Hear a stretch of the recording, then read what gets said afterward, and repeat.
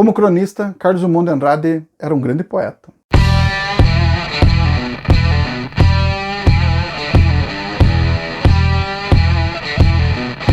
Apesar de ter nascido em Minas Gerais, Itabira, o Carlos Drummond de Andrade ele viveu no Rio de Janeiro durante um tempão, e além dos poemas, né, dos grandes poemas da literatura brasileira... Alguns anos vivi em Itabira, principalmente nasci em Itabira.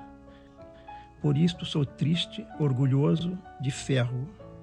90% de ferro nas calçadas.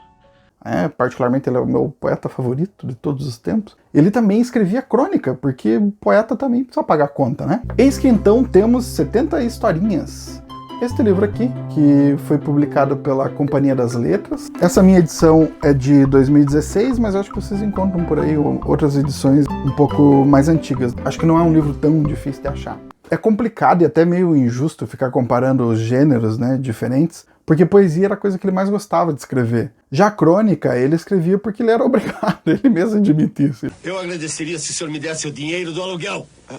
As coisas estão anos-luz uma das outras. Assim, a poesia do Drummond e a prosa dele são coisas bem distintas, embora a prosa seja boa, né? Mas só que assim, não tá nem perto da poesia. Eu acho que esse livro é muito válido para quem já conhece a obra do Carlos Drummond de Andrade e que tem interesse em saber um pouco mais sobre o cotidiano dele mesmo, sabe? Porque na questão da crônica, e eu tenho até alguns contos aqui, ele vai falar um pouco sobre o cotidiano do Rio de Janeiro lá do final dos anos 50 e início dos anos 60, meados ali dos anos 60. E é legal que as crônicas vão variar bastante de temas. Então vai falar desde o enterro de um passarinho, vai passar por histórias de casamento meio falido, vai falar sobre histórias de transporte público, histórias que aconteceram, sei lá, na escola, vai falar sobre o mundo do crime, vai ter a galera que tenta dar golpe e tal. Então, são trocentos temas diferentes, assim, o cara é muito criativo. E aí o próprio tom do texto tem uma variação muito grande. Então tem um Drummond meio piadista, tem um tio bem tiozão, assim, fazendo piadinha, que é engraçado.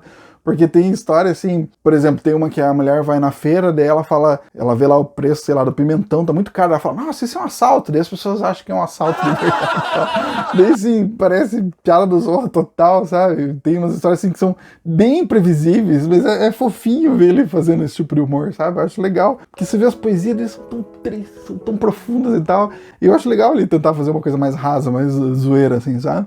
Mas além dessa versão Zorra Total dele, também tem uma versão que é um pouco mais profunda. Eu acho uma pena que ela apareça pouco no livro. Mas, por exemplo, tem uma história aqui que é O Outro Marido, o nome, que é tristíssima, assim, é bem profunda, porque ela vai contar um pouco sobre perda, sobre separação, sobre dificuldades de superar e tal. E isso que em 2, 3 páginas. Então ele consegue dar uma profundidade numa narrativa extremamente curta. Então o cara, né, não é qualquer um que consegue fazer esse tipo de coisa. Então é um livro assim que não tem a genialidade lá da poesia, mas que tem bastante exploração da linguagem, porque tem algumas situações em que você tem uma narrativa em primeira pessoa. Ele brinca bastante com a oralidade dos personagens, tanto personagens da alta sociedade, né? Ele meio que tira um pouco sarro, assim, da galera meio blasé. E ele também explora, ele também cria alguns personagens que são os personagens do povão, da classe mais baixa e tal. Então ele tenta fazer essa representação desses personagens, e ela se dá, além da narração sobre esses personagens,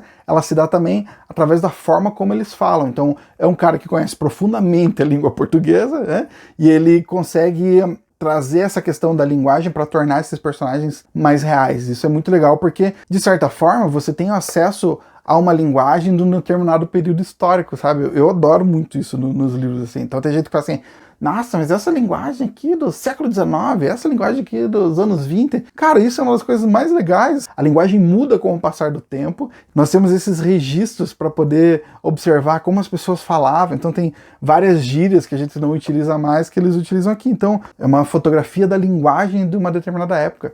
É lindo isso. Enfim, então não foi uma leitura assim arrebatadora, né? Eu vou até falar baixinho aqui para os críticos literários não ouvirem. Em alguns momentos tem algumas historinhas que são um pouco chatinhas, sabe? Peraí, você tá falando mal do Drummond? Não, eu só... Não, sério. Você falou mal de um livro do Carlos Drummond de Andrade, é isso? Um youtuber falando mal do Carlos Drummond de Andrade? Não, é só que eu acho um livro um pouco menor, assim. Que você falou mal do livro do Carlos Drummond de Andrade. Não falei mal. A da Central do Canção cancelamento?